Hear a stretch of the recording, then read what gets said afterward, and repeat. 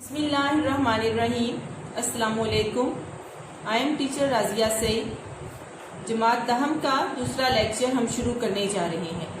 पहले लेक्चर में हमने हम्द के शायर हफीज जालंधरी का तारुफ पढ़ा, उसकी तफसील में गए। अब हम हम्द के तदरीसी मकासद देखते हैं कि हम्द को इस सबक में शामिल करने के क्या मकासद हैं। सबसे पहला ये तलबा को हम्द के जरिए अल्लाह ताला की ज़ात व सिफ़ात से आगाह करना। हर सबक में, हर किताब में हम्द शामिल करने का मकसद ये होता है कि तलबा ये जान लें कि हम सब एक अल्लाह की इबादत करते हैं। ये सारी दुनिया उसी की बनाई हुई है और ये सारी हर तरफ जो हमें चीज़ें नज़र आती हैं, जितनी भी कुदरत की कारफरमाइयाँ हैं, ये अल्लाह ताला की अता करता है और अल्लाह ताला एक है। दूसरा मकसद ये है हम्द के ज़रिए अल्लाह से लो लगाने का जज्बा पैदा करना, कि हम में ये जज्बा पैदा हो कि वही तो है जो निज़ाम हस्ती चला रहा है, वही खुदा है और हम उसकी बंदगी करें, उसकी इबादत करें, उसकी दी हुई नेमतों का एतराफ़ करें। तीसरा मकसद ये है तलबा को हफीज जालंधरी की नज़्म गोई की खूबियों से रोशनास करवाना, वाकिफ़ करवाना कि हफीज जालंधरी का जो कलाम है उसमें जो नज़्म गोई है उसमें उनकी एक खसूसियत है नज़्म गोई, कि उससे वाकिफ़ हों कि उनका कलाम किस कदर खूबसूरत, सादा और मौसीकियत से भरा हुआ है। तीसरा ये है कि गज़ल और नज़्म के इस्तिलाही मानी आगाह करना और उनका फ़र्क वाज़े करना। गज़ल और नज़्म में क्या फ़र्क है, हमारा एक मकसद ये भी है। गज़ल भी बुनियादी तौर पर नज़्म ही की एक शक्ल है। नज़्म के तमाम अशार एक मरकज़ी ख्याल के मुताबिक एक तरतीब से होते हैं।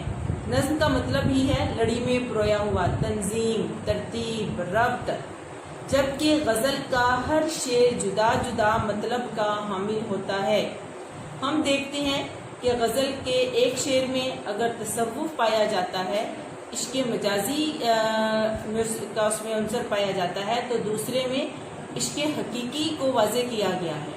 इसलिए गज़ल का हर शेर जो होता है अलग-अलग मतलब लिए हुए होता है। और दूसरी बात ये, सोज़ो गुदाज गज़ल का लाजमी अंसर है, यानी कि जो गज़ल होती है उसमें सोज़ पाया जाता है, गुदाज पाया जाता है, ये उसका लाजमी जुज़ होता है। जबकि नज़्म में ये चीज़ मुमकिन नहीं है और सोज़ो गुदाज जो है वो गज़ल का खासा है, गज़ल की खसूसियत है। अब हम इसकी बाकायदा शुरू करते हैं, तशरीह शुरू करते हैं। उसी ने एक हरफ़े कुन से पैदा कर दिया आलम, कशाकश की सदाए हाउ हू से भर दिया आलम। अब यहाँ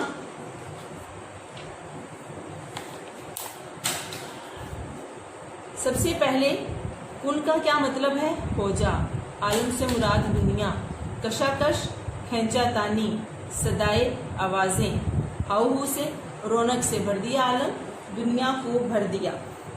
सबसे पहले हम इसका मफ़हूम देखते हैं कि शायर इस हम्द के पहले शेर में क्या कहना चाहता है और इस शेर का मफ़हूम क्या बनता है। अल्लाह ताला ने हरफ़े कुन कहकर ये दुनिया पैदा की और हर सू रौनक फैल गई और हर तरफ रौनक फैल गई। अब हम इसकी तशरीह करते हैं। इस कायनात का खालिक अल्लाह ताला है। उसने कहा हो जा, बस हो गया, दुनिया बन गई। जैसे कुरान पाक में आता है कुन फयाकुन, कहा हो जा और हो गया। अल्लाह ताला ने जब ये दुनिया बनाई तो फिर इसमें रौनक और गहमा गहमी के लिए हज़रत आदम अलैहिस्सलाम को इस दुनिया में भेज दिया और फिर वक्त गुजरने के साथ साथ इंसान जन्म लेते रहे और लोग इस ज़मीन पर फैल गए, जिससे हर तरफ रौनक नज़र आने लगी।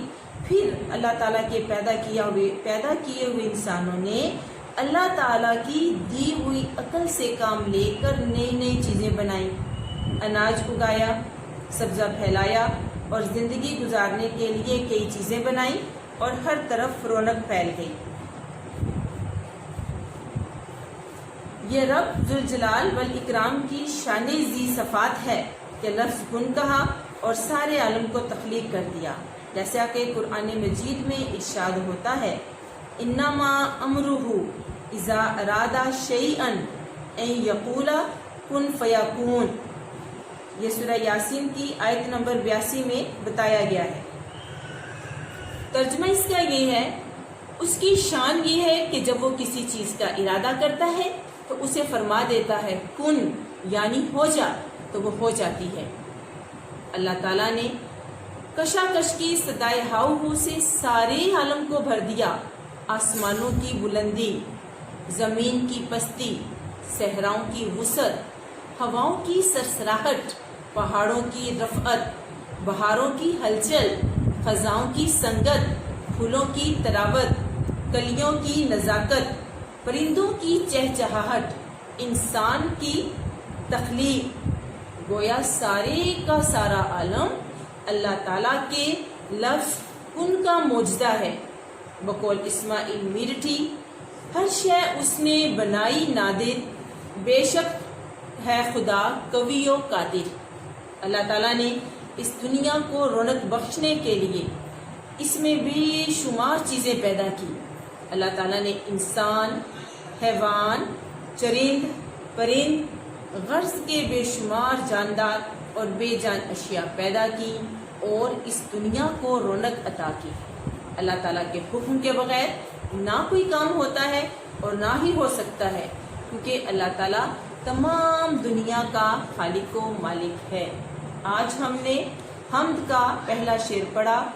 پہلے ہم نے تدریس مقاصد پڑھے اس سبق کے، اس کے بعد ہم نے جو پہلا شعر پڑھا پہلے اس کے الفاظ معنی کو دیکھا، پھر ہم نے اس کا مفہوم بتایا، وہ یہ ہے کہ اللہ تعالیٰ نے حرف کن کہہ کر یہ دنیا پیدا کی اور ہر سو رونق پھیل گئی۔ پھر اس کے بعد ہم نے اس کی تشریح کی، جس میں ایک آیت کا حوالہ دیا گیا جس کا ترجمہ یہ ہے، اس کی شان یہ ہے کہ جب وہ کسی چیز کا ارادہ کرتا ہے تو اسے فرما دیتا ہے کن، یعنی ہو جا، تو وہ ہو جاتی ہے۔ دوسرا ہم نے اس میں ایک شعر ایڈ کیا، ہر شے اس نے بنائی نادر، بے شک ہے خدا قوی و قادر۔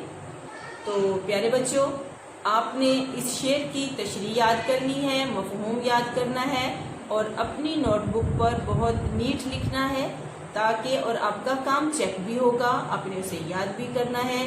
بہت شکریہ، اللہ تعالیٰ آپ کا حامی و ناصر ہو۔ السلام علیکم ورحمۃ اللہ وبرکاتہ۔